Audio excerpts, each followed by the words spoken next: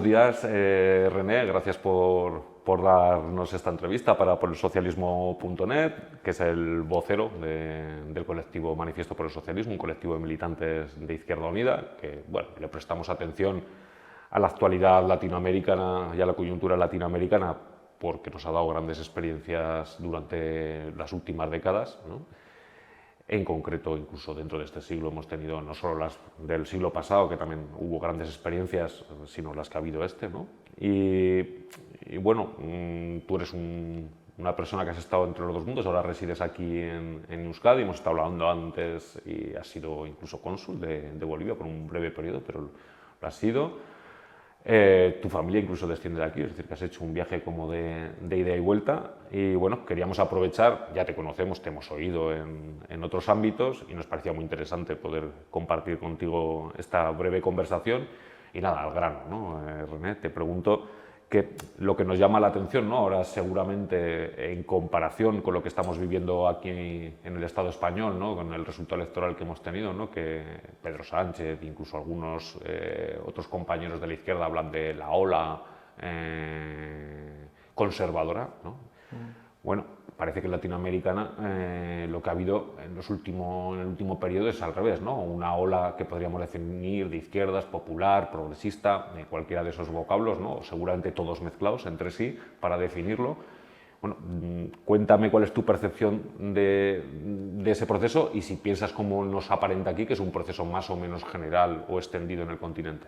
Sí, bueno, gracias por dejarme hablar estas cosas que son tan interesantes y importantes como latinoamericano, como habitante de la Vía Yala, como le llamaban los antiguos caribes y como nos gusta llamarle ahora a nuestro continente. Yo creo que hay un cambio interesante en los ciclos históricos, que es que antes, hasta el siglo XX, era como que pasaban cosas en Europa y eso repercutía en que pasen cosas en América Latina. Me parece que ese siglo es invertido. Pasan cosas en América Latina que influyen en que pasen cosas en Europa y se puede ver estos ciclos de aquella manera, que hay una vinculación fuerte, pero que se puede decir que lo que está pasando probablemente ahora acá es algo que ha pasado en América Latina, ¿no? O sea, si uno analiza el boom de las izquierdas en América Latina, en los años 90 se impone el neoliberalismo a saco, cae el muro de Berlín, nos quedamos sin referentes. La izquierda la izquierda se divide en la izquierda socialdemócrata, que se vende directamente al capital y comienza a pactar con la derecha para sobrevivir, ellos, en base al hambre del pueblo, todo se ha dicho, y la izquierda que podríamos decir que mantiene ciertas ideas, pero que se queda en grupos muy reducidos y con pensamiento un tanto dogmático, inclusive, que le impide llegar a los sectores populares. Pero también es cierto que el neoliberalismo lo que hace en América Latina, y que está haciendo en el Estado español hasta cierto punto, es destruir lo público, acabar con los derechos y atacar y destruir la clase media, ¿no? Y lo que se había construido de clase media en los años de los 90, 80, 90 del neoliberalismo prácticamente desaparece y se dividen los países en gente rica, muy rica, 4 familias oligárquicas ricas, muy ricas, y una mayoría pobre, muy pobre. Y eso genera movilización popular muy fuerte que bebe de la tradición de la izquierda latinoamericana muy combativa de los años 70, pero bebe también de la recuperación de los valores del movimiento indígena. Y es esta combinación de movimientos que va a poner en jaque al modelo neoliberal a principios del siglo XXI. Entonces, nosotros nos gusta hablar del 2000 al 2010 en América Latina como la década ganada, ¿no? Es la década del auge de los procesos progresistas, ¿no? Me gusta mucho el término, de la izquierda y populares, me gustaría más utilizar, de la izquierda popular. A mí también me gusta con... más. Mola mucho más como término, ¿no? Entonces ahí surge Chávez, surge Correa, Evo Morales, hay un triunfo del sandinismo en Nicaragua, del farabundo en El Salvador, Triunfa el Frente Amplio en Uruguay, además con alianza y con un presidente como Pepe Mujica que venía de los Tupamarus, de la lucha armada. Triunfa Lula y el Partido de los Trabajadores en Brasil. Hay una extensión muy fuerte de este movimiento de izquierda en América Latina que viene de raíz popular y que se consolida luchando contra el poder con movilización popular y de calle, que es la que derrota a las derechas y que luego se traduce en triunfos electorales, ¿no? Lo he dicho 18 veces, pero lo voy a decir 20 si es necesario. Nunca Chávez hubiera sido presidente sin el Caracazo, nunca Evo hubiera sido presidente sin la guerra del gas, sin derrotar primero en la calle y con la movilización a la derecha. La izquierda solo es posible si primero derrota a la derecha en la calle. Eso yo creo que es una lección muy importante. Y me gusta recalcarlo porque es clave, ¿no? Y además muy relacionada también, incluso es una lección compartida en España y en Latinoamérica. Así ¿no? es, y que a veces los errores de la institucionalización excesiva son los que acaban dañando los procesos.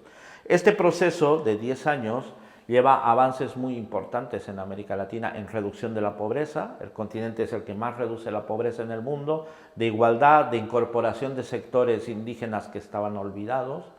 Pero Estados Unidos también mantiene sus cabeceras de playa muy fuertes. La principal es, diríamos, México por la cercanía, Colombia porque es la base militar desde donde controla el continente, y Chile porque es el ejemplo económico que venden de éxito del neoliberalismo a pesar de el desastre que ha supuesto, pero que bueno, es donde se implantó primero, ¿no? O sea, sabemos que Pinochet es el que prueba primero el modelo neoliberal que luego Thatcher y Reagan van a irradiar por el mundo, ¿no? Con el consenso de Washington y tal. Entonces, es la década ganada donde se avanza mucho. Se avanza mucho, pero también pasa que los procesos no logran romper la estructura de dominación del capital, los medios de producción no pasan a manos del pueblo. Es verdad que se nacionalizan muchas industrias y que se generan ejemplos de comenzar a generar economía comunitaria, pero eso no llega a romper la estructura de dominación del capital, que finalmente el poder político está supeditado al poder económico y a la propiedad de los medios de producción. Y esto genera que en la siguiente década, que es la que va del 2010 al 2020, vivamos como ante esta ola de avance de las izquierdas, la respuesta, la reacción de la derecha, que es una combinación de reacción violenta con golpes de Estado, a Zelaya en Honduras, a Lugo en el Paraguay, a Dilma Rousseff con el impeachment en Brasil, el golpe de Estado en Bolivia o la agresión brutal económica, política y en las calles al gobierno de la Revolución Bolivariana en Venezuela. Hay una agresividad muy fuerte de la derecha que lleva a que se debiliten los procesos y se debilite también la unidad latinoamericana que se había comenzado a construir con instituciones como la UNASUR, como el ALBA, que eran proyectos de unidad del continente contra la dominación norteamericana, ¿no? Recordemos que cuando Chávez dice el ALCA, que era el proyecto de Estados Unidos de libre comercio, dice ALCA se ha ido al carajo, porque ahora viene el ALBA, que es la alternativa de los pueblos del sur, genera una enorme ilusión en el continente. Y todo eso en esa década tan dura se comienza a perder y a desgastar. ¿Por qué?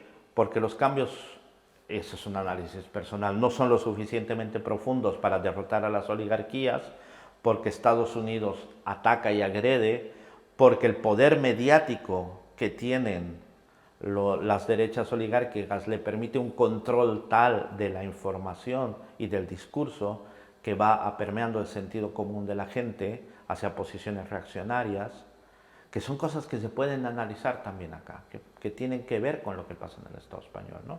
Entonces ese poder mediático más ese sabotaje constante a las izquierdas las debilita.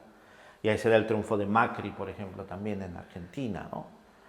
Pero también es cierto que el neoliberalismo, que lo que intentan es una restauración del modelo neoliberal, no tiene respuestas para la pobreza de la población, agudiza las contradicciones y que también los pueblos han avanzado a tal punto de reivindicación que no se van a dejar.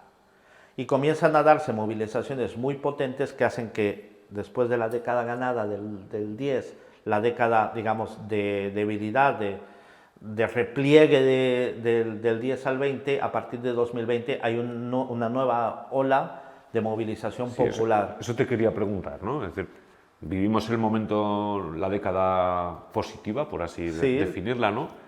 Luego viene toda la época pues, de los golpes, ese término lawfare, guerra legal, o golpes legales, que lo hemos exportado incluso aquí a España, ¿no? Y ¿cómo explicas, no? Es decir, ¿cómo explicas que se vuelva a producir? Yo he entendido que es porque el movimiento Claro, popular, indígena, social, nos llegan no ha a desaparecido, pero ¿dónde crees? Es decir, porque yo creo que nos encontramos en esa nueva ola de izquierda. ¿Dónde crees que nos va a deparar? ¿O si Ahí se han es sacado conclusiones? lo de la interesante, ¿no? O sea, de repente ves, y además ves que las cabeceras de playa del imperio comienzan a resquebrajarse.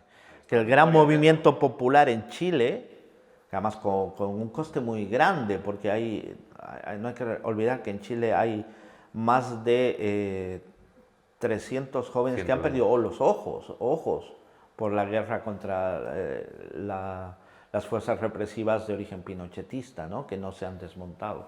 O la gran movilización que es el paro nacional en Colombia, ¿no? Que son las cabeceras del imperio, la derrota del PRI en México y que entra al poder Morena con AMLO, debilita mucho estas posiciones del imperio. Lo que pasa es que el movimiento popular sigue manteniendo fuerza en la calle. O sea, la elección de Venezuela es interesante. En Venezuela, ¿por qué la derecha va a la guarimba y a tratar de destruirlo todo antes que ganar las elecciones que hubiera podido con Capriles en su momento? Porque lo que quieren es acabar con el chavismo como movimiento social popular, como movimiento que reivindica la dignidad de los pobres. Entonces, mientras haya movilización y movimiento popular con capacidad de calle y de defenderse, se pueden revertir esos procesos de las derechas. Y es lo que comienza a pasar en Colombia, en Chile, en Bolivia se derrota el golpe de Estado en un año, pero con una movilización popular brutal. O sea, se bloquea más de 70 caminos exigiendo unas elecciones donde finalmente vuelve a ganar el MAS, ¿no? El partido de Evo Morales. Entonces, es esa capacidad de mantener la organización popular y de movilizarse que se había perdido, porque cuando se entra en el Estado se institucionaliza y se comienza a creer que la lucha es puramente electoral, es cuando se debilita la izquierda. Cuando la izquierda retoma la calle, es capaz de derrotar a la derecha. Y lleva a un punto de que no hay una victoria contundente de la izquierda, pero sí hay, yo diría que ahora es un continente en lucha, en batalla. En disputa, ¿no? Que alguna conversación de las que hemos mantenido con anterioridad suena mejor, está más guay. Sí. Latinoamérica en disputa. Un continente en disputa, ¿no? En una disputa muy fuerte donde podemos ver, y a mí me preocupa que ciertos gobiernos de izquierda que han entrado parecen mucho más tímidos y mucho más menos osados y arriesgados a la hora de tomar medidas de lo que eran en la década, en la primera andanada, digamos, de gobiernos progresistas del 2000 al 2010. Yo te preguntaba porque me daba esa sensación que esta nueva ola, ¿no? Hay como más, no sé cómo definirlo, ¿no? Que son más tibios y que son más socialdemócratas y que están tratando de coquetear a la vez con el movimiento popular con el poder. Esa es la realidad y es triste en Chile y además con malos resultados. O sea, en Chile Boric sube al poder, por primera vez es alguien que no es de la Concertación, que es la pseudoizquierda tradicional vendida al poder, y no es de los sectores de la UDI del pinochetismo, ¿no? Sino que viene del movimiento popular, es un dirigente estudiantil, pero lejos de tomar medidas duras en cuanto entra por ejemplo, de apoyar a los mapuches en sus reivindicaciones contra las hidroeléctricas que están destruyendo la tierra de los mapuches, más bien militariza. Lejos de dar unas líneas claras políticas de por dónde debe ir la nueva constitución, dice no voy a hacer nada hasta que la constituyente diseñe el nuevo país, y sacan una constitución que va y pierde, porque no hay una iniciativa política de responder a toda la gran movilización de la calle.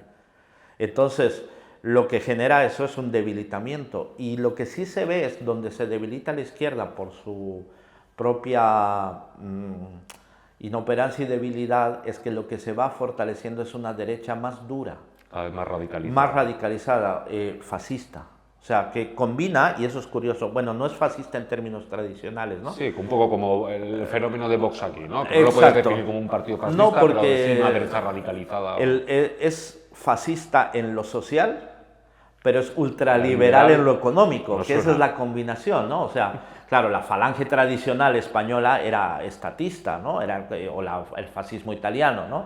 No va de ese cuño, no va de ese cuño. Es nacionalista de postín, porque tampoco, si fueran nacionalistas de verdad los de Vox, pues no se quejarían, aunque sea un poquito, de que los millonarios se lleven el dinero a Panamá, ¿no? O a cuentas en Suiza, pero eso no les importa, eso les parece normal, ¿no? Entonces, es un nacionalismo también falso, que ¿no? el Pisuerga pasa por Valladolid, ¿ves un paralelismo? Porque aquí se ha empezado a hablar, ¿no?, de que hay como una especie de entente entre la derecha, sobre todo española, por su significado seguramente cultural o sus nexos o facilidad para relacionarse con esta nueva derecha latinoamericana, y también me imagino que de la derecha americana, refiriéndome a los Estados Unidos, pero se observa, ¿no?, como una especie de internacionalización del discurso. Sí, hay una internacional fascista, sí. Clara, o sea, no, además con vínculos directos, ¿no? Cuando el golpe de Estado, los eurodiputados de Vox van a apoyar a Yanine Áñez a Bolivia, han tratado de llevar, cuando ha caído presa ella y Camacho, el gobernador de Santa Cruz en Bolivia, dos medidas valientes del gobierno, que es a los golpistas, pues a la cárcel. Sí que ha ido Vox a defenderlos. O sea, es una derecha que es ultraliberal en lo económico, que es salvajemente liberal, pero a la vez es ultraconservadora religiosa, contraria a los derechos LGBT, al feminismo, a todo lo que son los movimientos de nuevo cuño que han modificado la sociedad y que la transforman, pues, hacia posiciones de más libertad, ¿no? Entonces es supuestamente libre. Milei en la Argentina, que representa eso, que dice yo soy libertario, dice Milei, pero por un lado sí, quiere arrasar y destruir todo lo que sea público y estatal, pero por otro lado quiere prohibir el aborto, está en contra del matrimonio gay, o sea, tiene posiciones por el otro lado ultraconservadoras y religiosas, ¿no? Bolsonaro, Camacho en Bolivia, Trump, y Vox está en esa línea, ¿no? O sea, es esa nueva derecha muy envalentonada, y tenemos un peligro, que si la izquierda no es alternativa de transformación real de las cosas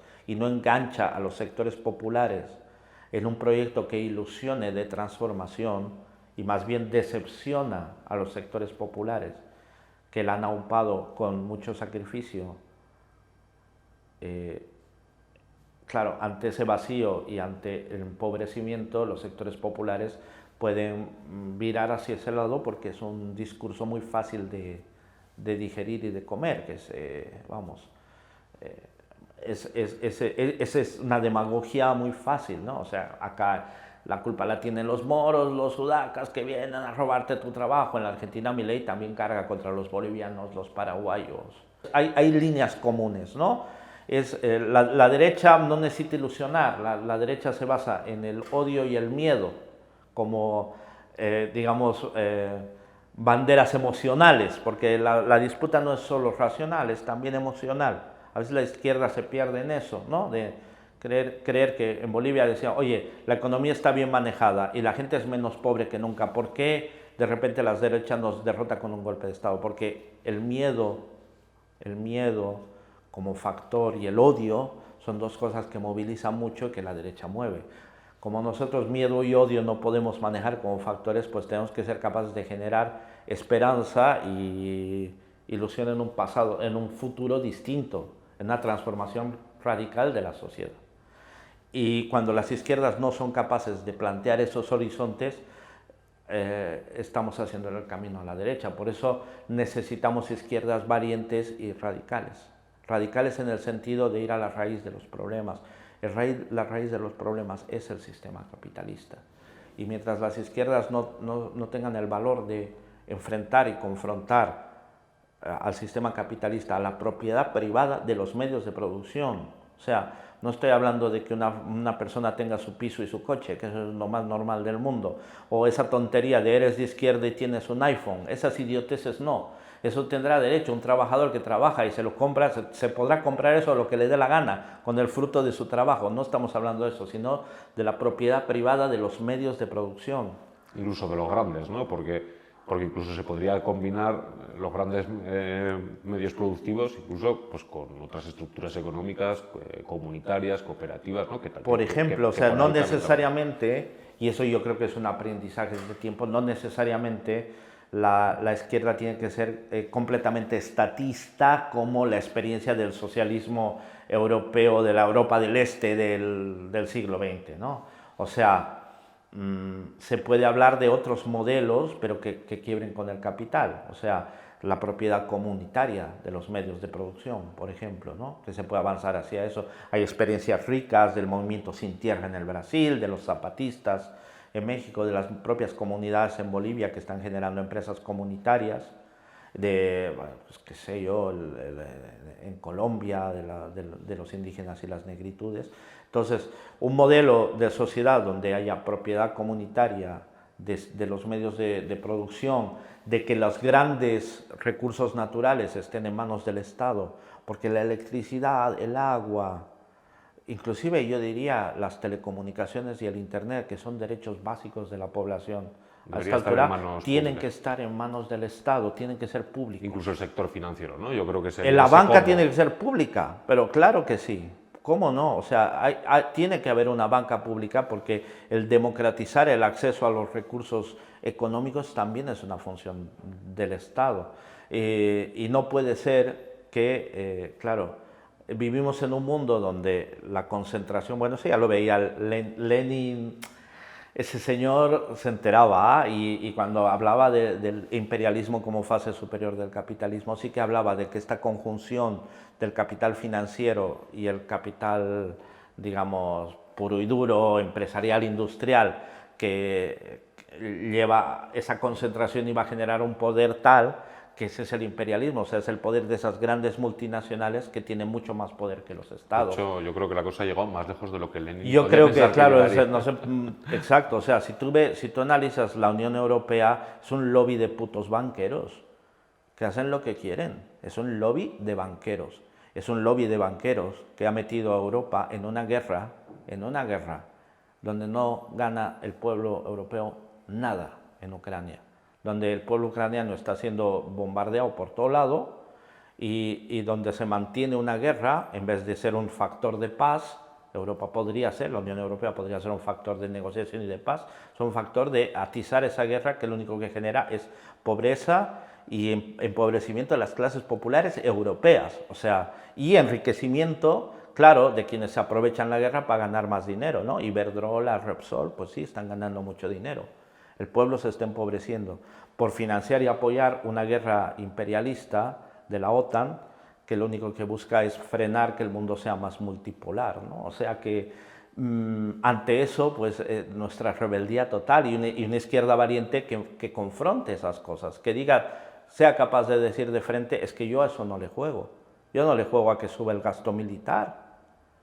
¿Cómo es posible que subamos el gasto militar con la inflación que hay? Acá y en cualquier lado. Entonces, claro, la lección que yo tomaría es que cuando las izquierdas son más valientes y van a cambios más radicales, eso engancha al pueblo a apoyarlas por cuestiones racionales y objetivas. O sea que si el gobierno de izquierda y progresista mejora las condiciones de vida, pues, hombre, el pueblo lo va a apoyar. Si no, no podemos decir, bueno, no podemos basar nuestro discurso en el miedo a que vengan los malos, que eso en América Latina en algún momento se ha hecho.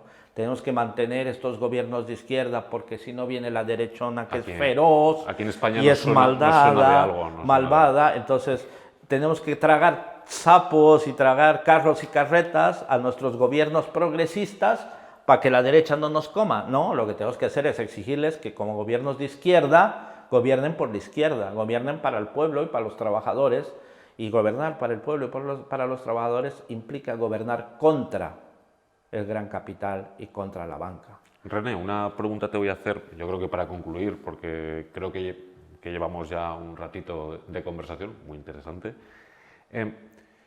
Claro, además has traído a colación la guerra, que yo creo que es la expresión de una nueva época, ¿no? Que pues, seguramente si nos preguntas a ti y a mí hace 15 años si va a existir una guerra como la actual en Europa, hubiéramos dicho, estás loco, no le interesa a nadie. Y sin embargo hemos llegado a un punto, ¿no? en la que a los distintos bloques del imperialismo, incluso no les ha importado chocar, ¿no? y se nota como un auge, ¿no? Bueno, pues del proteccionismo entendido como el fin de aquello que el capitalismo había llamado la globalización, que era, bueno, pues como una especie de felicidad mundial del capitalismo, de la extensión del mercado mundial, ¿no? Que es verdad que alcanzaron una gran extensión del mercado, incluso a zonas donde el capitalismo había tenido un desarrollo muy débil hasta entonces. A mí me interesa cuál crees que es la perspectiva, ¿no? de la ola o la nueva ola de izquierdas en Latinoamérica en este contexto, ¿no? ¿Cómo le influye este contexto? Porque es verdad que muchos gobiernos han marcado agenda propia, ¿no? Es verdad lo que decíamos de las limitaciones de estos gobiernos, pero sí que es verdad que se nota otro tono, ¿no? Cuando hablan, por ejemplo, de la guerra en Europa, Lula no tiene, y mira, Lula seguramente es de los más moderados de esta ola, ¿no? Pero sin embargo tiene un discurso distinto, ¿no? ¿Y cuál es ya sé que es una pregunta muy amplia, pero para concluir yo creo que estaría bien, ¿cuál crees, o si te atreves, yo sé que hacer perspectivas no tenemos el oráculo, no somos brujos o brujas para definir el futuro, pero ¿cómo crees que se va a desarrollar en los próximos años? Porque sí que da la sensación como de que vamos, o me da a mí la sensación, ¿no? Me aventuro a dejarte ahí, ¿sabes? De que vamos a un aumento de los enfrentamientos entre las clases y entre los bloques, ¿no? Sí. A ver, lo que deja la caída del socialismo real en los años 90 es un mundo unipolar donde Estados Unidos controla el mundo, el imperialismo norteamericano controla el mundo y Europa no deja de ser un apéndice subsidiario totalmente rendido, y sigue siéndolo, a los intereses de Estados Unidos. No tiene agenda propia. O sea, está totalmente subyugado y sigue lo que le marca a Estados Unidos. Lo que pasa es que ese mundo unipolar ya no es posible. Estados Unidos no es capaz de competir más que en el mercado de los armamentos, que en el mercado del armamento Estados Unidos sigue mandando. Por eso le interesan tanto las guerras. En el resto de sectores económicos tiene muy difícil competencia con China sobre todo, que es la potencia emergente, que eso lo sabe todo el mundo, y con la alianza que pueda tener China con Rusia, India, inclusive en algún momento Brasil, lo que llamaban los BRICS. Los BRICS, sí. Entonces, eso dibuja un mundo multipolar. A ver, en América Latina, en el Via Yala lo tenemos claro, el enemigo principal, y eso lo sabemos desde los años 50, es el imperialismo norteamericano. Si para debilitar al imperialismo norteamericano hay que generar cierta cercanía con China o con Rusia, habrá que hacerlo, y lo van a hacer. Y además China tiene una habilidad de que ofrece negocios a los países de la Via Yala y del África en condiciones mucho mejores que Estados Unidos y sin meterse tanto en tu política. La China hacía negocios con Bolsonaro lo mismo que con Lula, o sea, a los chinos no les importa un carajo. No tienen ningún problema. Vamos, sí, lo que les interesa es el negocio, puro y duro. En cambio, Estados Unidos impone sus gobiernos para sus políticas.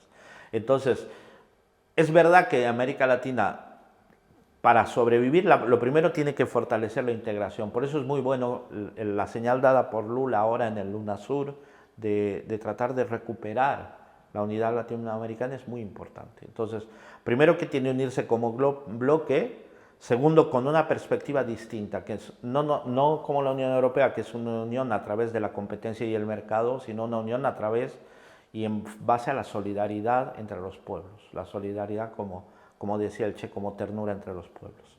Entonces, si hay es un bloque que tiene que buscar la unidad, que hay que buscar en determinado momento sí que apoyarse económicamente en China o Rusia, pero no depender de ellos, porque si no, no sirve para nada. O sea, no puedes cambiar de dueño no es la receta es dejar de tener dueños, y un mundo más multipolar te permite jugar con mejores cartas que un mundo dominado por un solo gendarme, pero siempre teniendo esa perspectiva de ser absolutamente los países de la Via Yala autónomos del poder chino, ruso o norteamericano. Sí, yo terminaría, pero me ha surgido oyéndote, ¿no? Porque es verdad que en estos momentos, ¿no? En la política internacional, claro, se habla de bloques. Yo igual aquí tengo, no sé si diferencia o cierto reparo, ¿no? Porque claro, yo muchas veces me imagino, ¿no? Si tú y yo fuéramos rusos, ¿qué pensaríamos de nuestro gobierno? O si fuéramos chinos o trabajadores de una factoría, ¿qué pensaríamos, no? Porque, claro, en muchas ocasiones en la izquierda latinoamericana, europea, en menor medida, porque seguramente el peso institucional, como decías tú, y la influencia estadounidense en Europa es mucho mayor, pero también se da, ¿no?, ese tipo de discurso. Pero yo entiendo lo que quieres decir, y además es verdad, porque seguramente nos interesa enfrentar un enemigo contra más dividido Mejor. pero sin perder de vista, en mi opinión, que también son el enemigo. Es decir, Claro. Putin, de manera difícil, podríamos llegar a considerarlo un aliado de Hay, nuestra hay- causa. hay una diferencia clave Cuéntame. en lo que era, claro, antes había un enfrentamiento ideológico de bloques. Había bloques ideológicos diferenciados. Podemos discutir ampliamente si el bloque socialista era realmente socialista. De hecho, se cayó por sus propias contradicciones internas, ¿no? Y porque al final lo que quedaba de socialismo en aquello era entre poco y nada. De hecho, se cae el mayor gobierno obrero del mundo, producto de la mayor revolución de la historia, que es el de la Unión Soviética, y los obreros salen a aplaudir en vez de a defenderlo, ¿no? Entonces, había unas contradicciones muy grandes, pero sí había una lucha ideológica. Ahora mismo no, estamos hablando de bloques con la misma lógica de mercado y capitalista, ¿no? Entonces, evidentemente, o sea, una cosa es que tácticamente uno, si se va a enfrentar a Estados Unidos y necesita vender gas porque Estados Unidos no te va a comprar porque lo has nacionalizado y puedes vendérselo a Rusia o a China o al demonio, se lo vendas. Eso es una cosa. Y otra cosa es alinearse con cualquiera de estos pavos, que ahí es otra cosa y que no va por ahí. Yo creo que hay algo que hay que reivindicar, y yo creo, es una frase igual hecha, pero que yo la creo a pie juntillas, es paz entre pueblos y guerra entre clases. El enemigo es de clase, no es un país u otro. Está claro. Entonces ahí lo que hay que tratar de hacer es fortalecer la unidad de las clases trabajadoras, de las clases populares y oprimidas en los distintos lugares, ¿no? Entonces ahí, claro, Putin no es nuestro amigo, pero de ahí a críticamente embalarse en una guerra. Claro. Es un nacionalista ruso de derecha el señor, pero de ahí embalarse en una guerra que empobrece a la clase trabajadora europea y de la que solo saca rédito la industria armamentística norteamericana, embalar a todo el pueblo hacia eso, bajo la supuesta defensa de la democracia, hay un mundo, Entonces es un análisis un poco más global, te dice, oye, a ver, como clase, ¿qué nos interesa? Como clase y contra las clases que nos oprimen. Entonces, ahí pues sí que nos obliga a ser críticos, o sea, no puede ser que porque Pero el no, matiz que has introducido claro, es muy importante, ¿no? Porque claro, porque sí, si sí. lo perdemos A mí al no me final, gusta nada Putin, pero no porque no me guste nada Putin y porque no me parezca bien que Putin bombardee ciudades, que no me parece, no por eso voy a acabar apoyando a la OTAN, que es la organización terrorista más grande del mundo, es una organización criminal construida para dominar al mundo y someter a los pueblos. O sea, no tiene coherencia que yo defienda a la OTAN en Ucrania y la ataque en Libia. O sea, la OTAN es una organización terrorista y criminal que lo mejor que podría hacer es disolverse. Entonces, yo no la voy a apoyar. De ahí a que yo crea que el salvador del mundo va a ser el señor Putin, pues me van a disculpar, pero por ahí tampoco paso. O sea que yo creo que una cosa son ciertos análisis tácticos y otra cosa es, claro, la visión estratégica del tema, que yo creo que ahí sí, con muchas diferencias, no debería cambiar tanto. Acá lo que se juega es una batalla entre, por un lado, las clases oprimidas y las clases trabajadoras del mundo y los pueblos oprimidos por el gran capital, contra los dueños del mundo y el capital. Y es la misma batalla. Y ahí, pues eso nos hermana con el pueblo palestino, eso nos hermana con el pueblo saharaui, al que no podemos dejar vendido nunca, porque es parte de lo que somos. Eso nos hermana con la Revolución Cubana, que con todas sus dificultades y contradicciones hay que defenderla. No defender a Cuba es miserable. Es miserable por lo que ha hecho por los pueblos y contra el imperialismo. Y defender que los procesos de América Latina, de la Via Yala, se radicalicen hacia posiciones más de izquierda y defender a los sectores que plantean estos cambios más profundos. Y plantear la necesidad, y ahí hay que reflexionar, de que hay que ser hay que mantener esa dialéctica difícil entre mantener la unidad de la clase y de las organizaciones populares sin perder la capacidad de crítica. O sea, una y la otra es difícil. A veces dan ganas de mandarlos a todos a la mierda por las cosas que hacen. Hay que mantener la unidad sin perder la capacidad crítica. Ahora sí que prometemos a los que nos están viendo que vamos a acabar, porque nos hemos pasado de tiempo. Un minuto, si quieres, de oro, algo que hayamos dejado de comentar, si quieres comentar cualquier cosa. Yo voy a recalcar lo mismo, la lucha está en la calle y en la organización y movilización popular. En América Latina lo que hemos aprendido es eso, es que cuando la izquierda ha dejado de ser algo de salón y de intelectuales y se ha encarnado en el pueblo y ha sido el pueblo movilizado y han sido los indígenas, los mineros, los campesinos sin tierra los que se han tomado las calles, luego eso ha generado posibilidad de espacios de poder. Y eso es una reflexión de cómo construimos movimiento popular, organización social, movimiento social, que es desde abajo hacia arriba. Lo único que se construye de arriba abajo son los pozos y esos son para hundirse. Entonces todo lo que sirve se construye de abajo hacia arriba y no hay que olvidarse eso. El creerse élites de vanguardia que van a guiar al pueblo. El pueblo no necesita que lo guíen, lo que necesita es que, oye, se le ayude si se puede desde nuestros humildes esfuerzos a organizarse para defenderse y para luchar. Muy bien, René, pues muchas gracias. Nos podemos aplicar el cuento aquí donde resides, en el Estado español, perfectamente. Sí. Y nada, cerramos aquí la Pues entrevista. nada, un gusto. Gracias. Y te reitero el agradecimiento. Muchas Venga. gracias.